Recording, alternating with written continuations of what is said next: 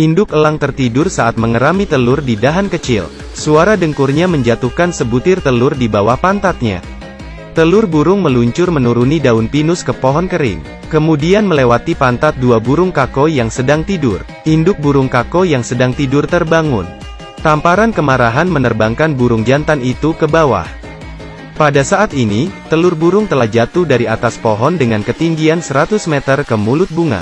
Bunga yang tidak tahan dengan bau kotoran burung segera memuntahkannya. Telur itu berguling menuruni gunung. Setelah berhasil menghindari mobil yang hampir melindasnya, telur itu berguling menuruni lereng bukit ke kayu apung di sungai.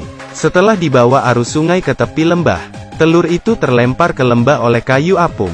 Dengan melewati tanah yang mulus, telur burung itu berguling melewati terowongan dan masuk ke dalam lubang tikus tanah. Tikus tanah yang sedang tidur dibangunkan oleh telur burung di bawah pantatnya.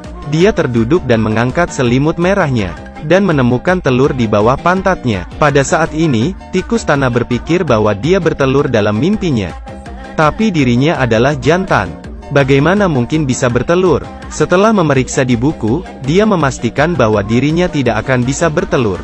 Baru saja tikus tanah itu bernapas lega, telur burung itu tiba-tiba pecah. Seekor bayi elang muncul dari cangkang telur. Dia terus melihat sekeliling dengan mata yang baru terbuka. Melihat bayi kecil yang begitu lucu, tikus tanah memutuskan untuk membesarkannya. Dia terlebih dahulu mencuci kotoran burung dari elang kecil dengan air bersih.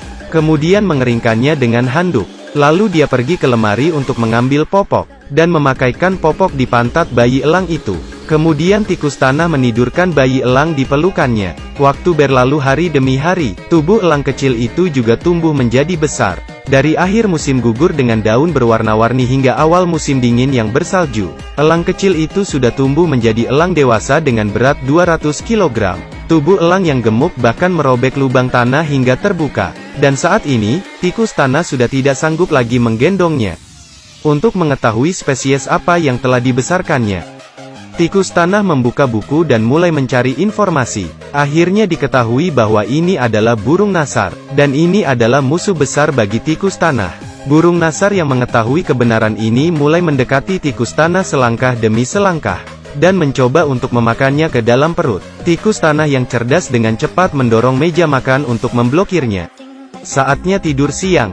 Tikus tanah sengaja memegang jarum baja di lengannya untuk melindungi dirinya sendiri. Melihat tikus tanah yang sudah tertidur, burung nasar mengangkat pisau dan garpu dengan dua cakarnya, bersiap untuk memakan tikus tanah itu. Suara pisau dan garpu yang terjatuh di lantai membangunkan tikus tanah dari tidurnya. Melihat rencananya gagal, burung nasar hanya bisa terus berpura-pura tidur. Untuk mencegah dirinya dimakan saat tertidur, tikus tanah membuat 20 cangkir kopi untuk diri sendiri. Kemudian meminum semua kopi itu. Dia juga mengambil buku untuk dibaca agar tidak ketiduran. Tetapi saat ini burung nasar diam-diam muncul di belakang tikus tanah itu. Dia sengaja menukar buku hipnotis. Kemudian menuangkan ramuan obat tidur dengan menggunakan corong ke dalam mulut tikus tanah. Tikus tanah yang terhipnotis mulai berhalusinasi. Dia menganggap potongan roti sebagai tempat tidur yang empuk. Kemudian tikus tanah berbaring di atasnya. Saat burung nasar mengambil potongan roti yang berisi tikus tanah, dan bersiap untuk memasukkannya ke dalam mulut, tiba-tiba muncul kenangan masa kecil bersama tikus tanah di dalam benaknya.